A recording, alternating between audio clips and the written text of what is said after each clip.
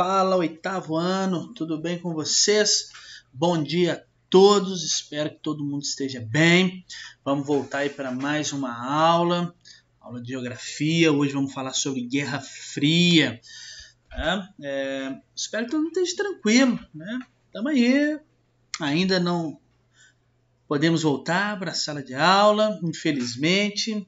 Eu pensei que na altura do campeonato, nessa data, nós já estamos no mês de julho, né? Nós já estaríamos de volta, mas infelizmente ainda não. É uma pena. Como de praxe, sempre faço em todos os meus vídeos. Peço a todos vocês para não esquecer de assinar a lista de presença. O link dela encontra-se aí na descrição do vídeo. É fundamental a sua assinatura. Não deixe de assinar. Também gosto sempre de lembrar que você não fique com dúvida, né? Nas aulas, que você não deixe dúvidas passarem, caso persista, caso você não entenda algo que eu vá dizer, que eu vá falar aqui, por favor, você tem várias formas, você tem vários canais, vários meios aí de me contactar. Você pode falar através dos comentários desse vídeo, você pode deixar lá a sua dúvida, eu vou fazer muita questão de responder.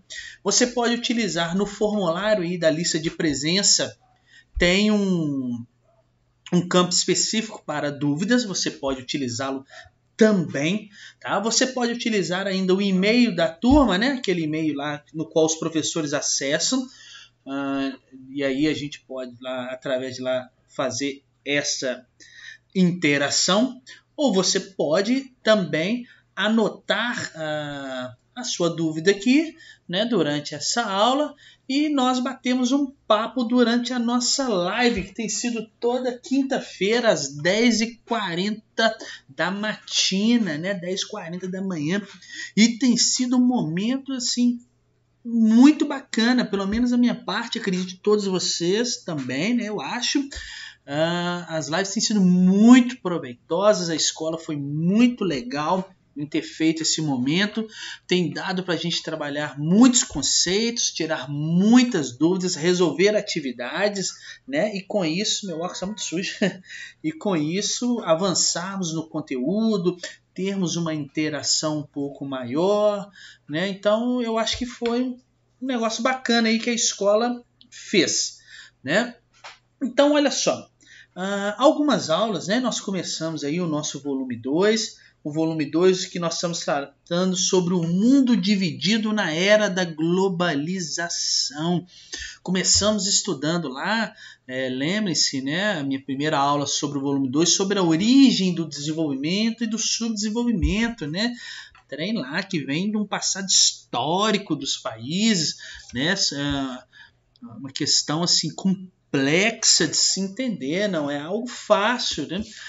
Passado isso, eu comecei a estudar com vocês sobre o capitalismo e o socialismo. Falei um pouquinho também com vocês sobre a evolução do capitalismo aí, né? Passando pelo capitalismo comercial, o capitalismo industrial. Depois falamos sobre o capitalismo financeiro, né? E dentro desse contexto eu falei também sobre a divisão internacional do trabalho, a DIT, isto é, a especialização, né? A vocação de cada país no comércio internacional, né? Como que os países se comportam aí como fornecedores e compradores aí de produtos no comércio, né? Em si. E dito isso, né, eu preciso entender também como o mundo se organizava, como o mundo estava organizado à época da Guerra Fria, para a gente chegar num novo conceito aí da apostila chamado de Nova Ordem Mundial. Mas para eu poder chegar na Nova Ordem Mundial, eu tenho que entender este período chamado de Guerra Fria. Tá? Guerra Fria não foi porque ela aconteceu lá na Antártida, que era super geladinho. Nada disso. Tá? Guerra Fria que muitos autores aí gostam de especificar, de falar que foi um período da história chamado de Guerra Improvável. Improvável, mas paz impossível. Olha que belo termo para nós começarmos a nossa aula, né? É uma guerra em si, um embate direto era improvável, mas uma paz entre aqueles que seriam protagonistas dessa Guerra Fria era algo impossível, né? Então vamos lá, vamos começar a entender este processo então de Guerra Fria. Eu vou dividir essa aula, tá? Eu não vou falar tudo aqui com vocês de uma vez, porque senão vai ficar muito longo e as minhas aulas já têm ficado muito grandes, né, para vocês. Eu sei que é uma delícia me escutar, mas senão vai ficar muito cansativo. Então eu vou dividir essa aula, tá? Vocês vão escutar um pouco agora e depois num segundo momento, tá bom? E depois fechamos tudo em uma live. Então vamos embora pro vídeo. Olha só, Guerra Fria.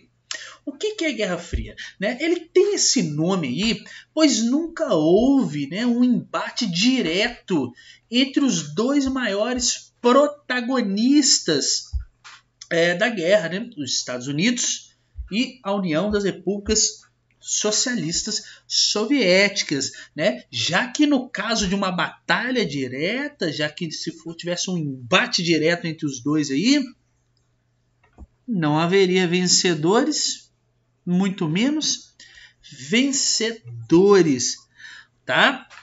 Então, Guerra Fria, pessoal, foi um período aí, eu posso dizer, vou colocar aqui algumas coisas aqui, tá? Foi um período de tensões ideológicas.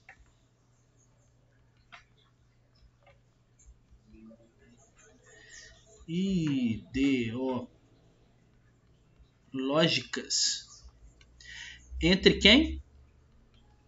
As mãozinhas aqui, ó, entre os Estados Unidos da América e a União das Repúblicas Socialistas Soviéticas. Não, o vermelho aí quase não deu para ver, né?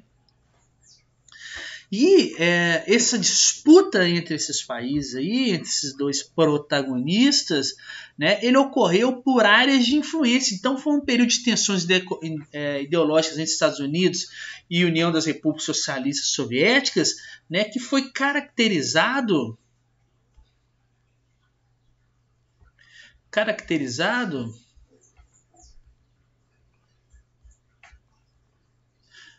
por áreas de influência no planeta. Olha que interessante. Por áreas de influência no mundo. Ok? Então a Guerra Fria, portanto, pessoal, foi uma competição, tá, entre os dois países aí, os Estados Unidos e a União das Repúblicas Socialistas Soviéticas. E essa competição foi ideológica, foi bélica, foi econômica, foi tecnológica, foi espacial, para afirmar aí qual sistema era o melhor, tá bom? Qual sistema aí vingava como sendo o melhor, tranquilo? Então, entendemos aí como é o que é o conceito então de Guerra Fria? Bora para frente. Olha só. Então vamos começar a caracterizar algumas coisas aqui. Essa imagem vai ficar de fundo aí para vocês entenderem aí, porque a gente precisa voltar um pouco no tempo, né, para entender sobre a Guerra Fria. Então antes, eu vou escrever aqui, ó, que a Guerra Fria, igual eu falei com vocês, vou colocar assim, ó, a Guerra Fria, GF, né, uma competição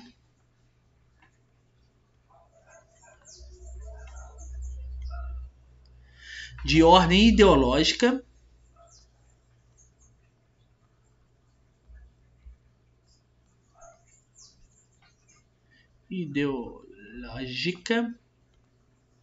bélica, econômica,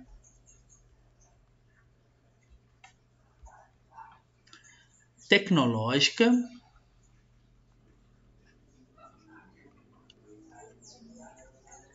e espacial. tá? E espacial para afirmar qual sistema era o melhor. Qual sistema? Capitalismo, que nós já estudamos, versus o socialismo. E para eu entender um pouco, né, as origens desse problema, as origens aí da Guerra Fria, eu preciso retornar ao quê? Ao final da Segunda Guerra Mundial, tá? O final da Segunda Guerra Mundial aí que terminou em 1945. Só um caráter aqui para antes que eu me esqueça, pessoal. A Guerra Fria, ela durou, antes de eu falar aqui os antecedentes dela, em 1945, ou seja, do final da Segunda Guerra Mundial até 1991. Então, 1945, com o fim da Segunda Guerra Mundial, e 1991, quando a Guerra Fria terminou, com o fim da Rússia, da União Soviética, tá? Então, olha só, eu tenho que voltar aí para entender esse contexto aí da Guerra Fria, eu tenho que voltar ao final da Segunda Guerra Mundial. Ao final da Segunda Guerra Mundial, aí estão os protagonistas da Segunda Guerra, né? Eu coloquei eles aí, a imagem deles aí. Nós tínhamos de um lado da Segunda Guerra Mundial o que nós chamamos de eixo. E do outro lado eu tinha os aliados. Não é verdade? Pelo lado do eixo, eu tinha lá a Alemanha, eu tinha o Japão e tinha a Itália. Pelo lado dos aliados, eu tinha os Estados Unidos da América, eu tinha a União das Repúblicas Socialistas Soviéticas, eu tinha a Inglaterra, eu tinha Inglaterra e também a França. Ok? Esses eram os protagonistas, tanto do eixo como dos aliados.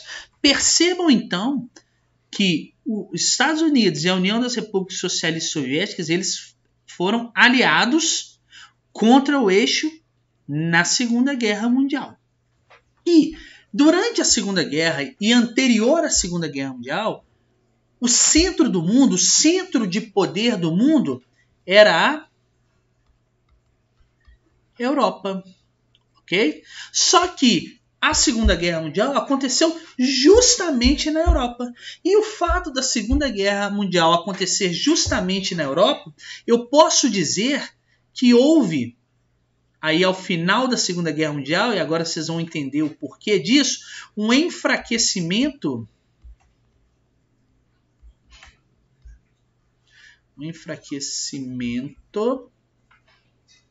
das potências europeias. Elas estavam destruídas pela guerra, né? Das potências europeias.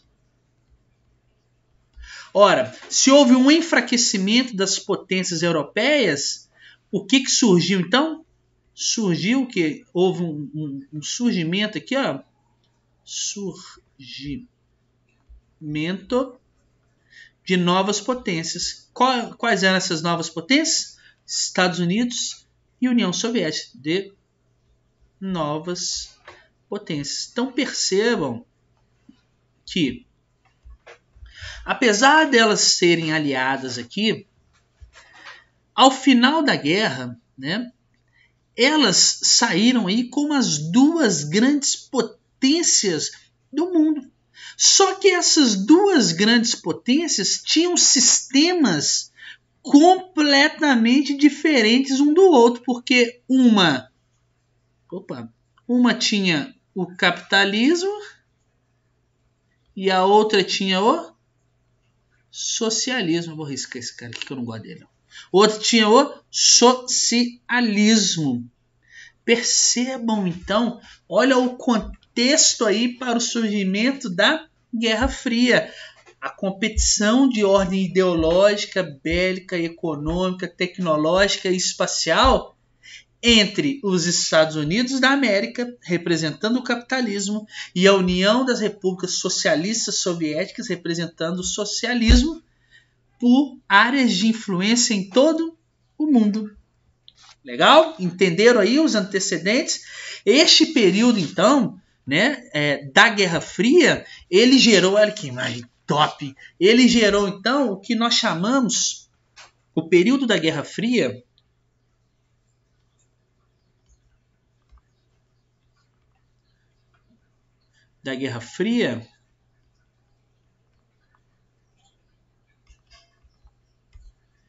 gerou uma nova ordem mundial.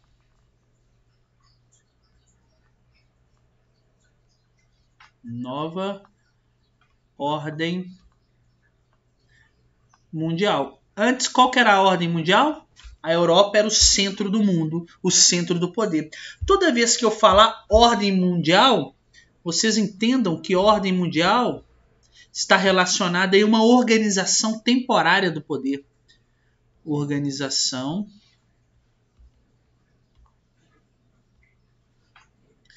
temporária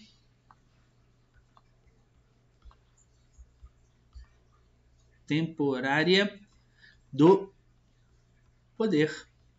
Então, uma organização temporária do poder. O período da Guerra Fria gerou uma nova ordem mundial. Como é chamada essa nova ordem mundial? Ordem bipolar.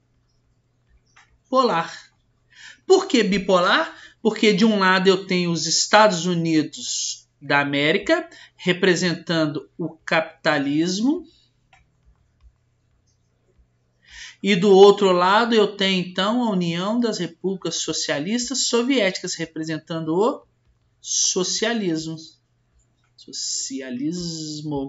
Ou seja, uma ordem, uma organização temporária de poder no mundo entre dois países. Olha aí que imagem doida demais, né? Da revista do Capitão América aí, e o soldado invernal, né? Que sucedeu aí o Capitão América na história em quadrinhos. Então, esse caráter bipolar foi, como eu falei para vocês, para realizar uma divisão do mundo em áreas de influência.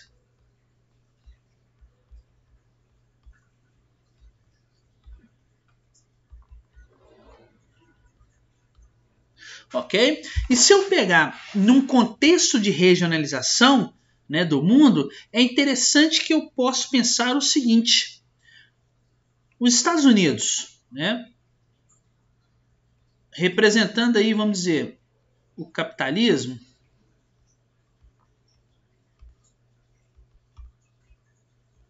de certa forma, os países no qual adotaram o capitalismo pertenciam à parte ocidental do planeta. Ou seja, olha o mundo regionalizando aí por hemisférios, né? A maioria dos países capitalistas estavam no Ocidente. Por sua vez,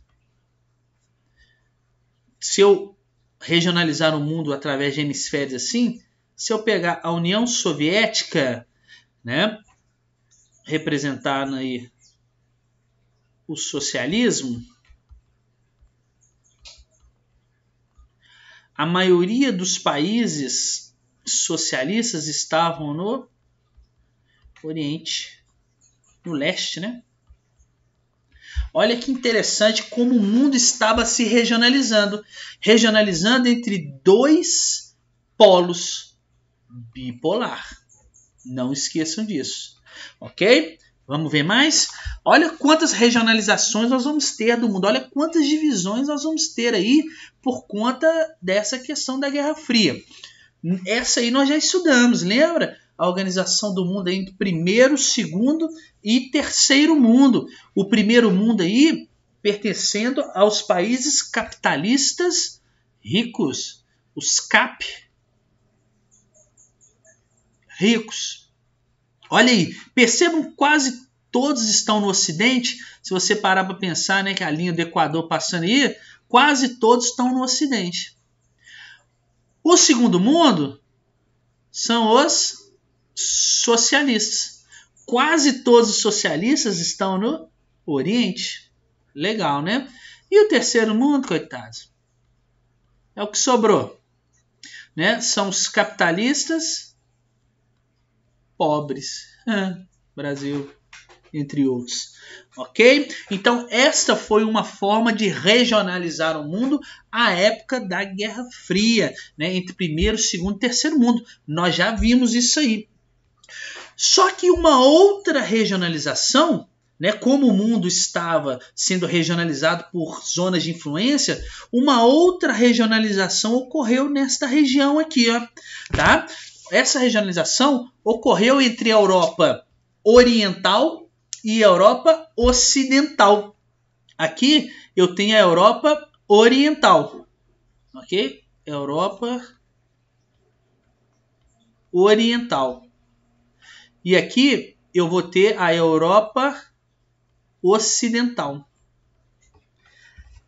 Olha que interessante. Essa divisão entre a Europa Oriental e a Europa Ocidental, esta parte que divide as duas Europas à época da Guerra Fria, ficou conhecida na história como Cortina de Ferro. Então, toda vez que vocês escutarem a Cortina de Ferro, foi uma expressão utilizada para regionalizar a Europa em zonas de influência entre a Europa Oriental, né, tendo como zona de influência aí a União das Repúblicas Socialistas Soviéticas, e a Europa Ocidental, tendo zona de influência aí o capitalismo, né, apoiado aí sobretudo pelos Estados Unidos da América. Só que não parou por aí. Eu tive um outro local que eu também regionalizei aqui por conta da zona de influência, que foi bem aqui, ó. A Alemanha, que perdeu a guerra. Olha só, a Alemanha foi dividida entre os vencedores da guerra, né? Lembra lá dos aliados que eu falei com vocês? Então eles dividiram a Alemanha entre a União Soviética, dividiram o mesmo território entre eles, os Estados Unidos, a Inglaterra e a França. Tá? E eles criaram aí, para vocês terem uma ideia, eles criaram 2 países, existiam 2 Alemanhas. Tá? Eu tinha de um lado a República Federal da Alemanha,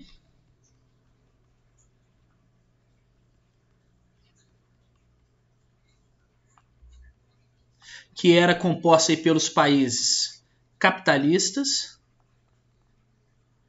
Olha como que a disputa era forte entre o capitalismo e o socialismo, entre os países capitalistas. E do outro lado, eu tinha a República Democrática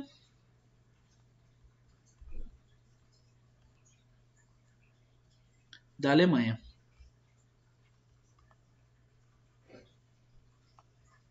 E a República Democrática da Alemanha era composta aí pelo socialismo. Né? Claro, representado pela União das Repúblicas Socialistas Soviéticas. Olha isso, a zona de influência. Eles dividiram um país no meio. Olha só que pegaram a Alemanha, que é isso tudo aqui, ó.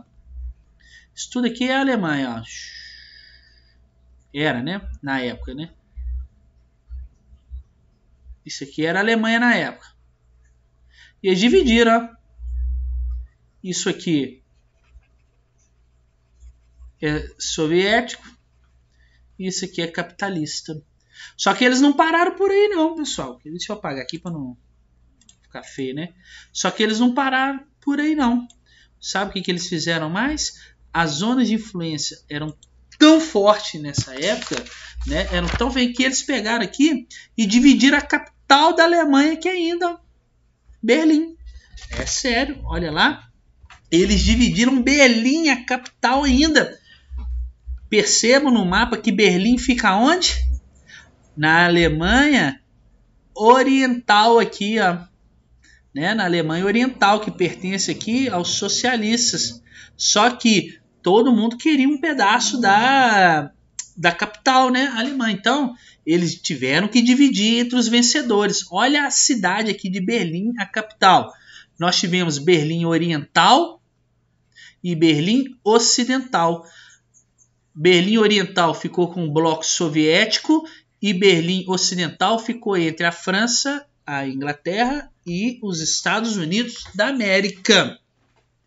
E para evitar, por exemplo, que pessoas aqui do bloco soviético passassem para o lado capitalista, já que os Estados Unidos, né, os países capitalistas faziam fortes investimentos em infraestrutura, em qualidade de vida aqui, a União Soviética, do dia para a noite, construiu um muro aqui, o tão conhecido Muro de Berlim.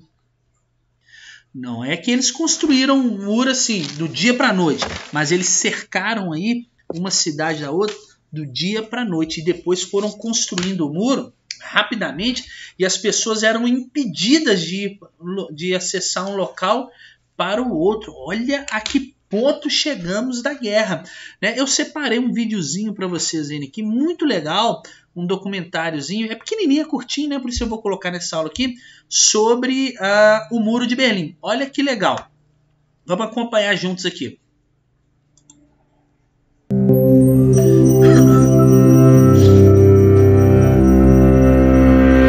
Ele tem 5 minutinhos. In the early hours of August 13th, 1961, East German construction workers, flanked by soldiers and police, began tearing up streets and erecting barriers throughout the city of Berlin and its surroundings.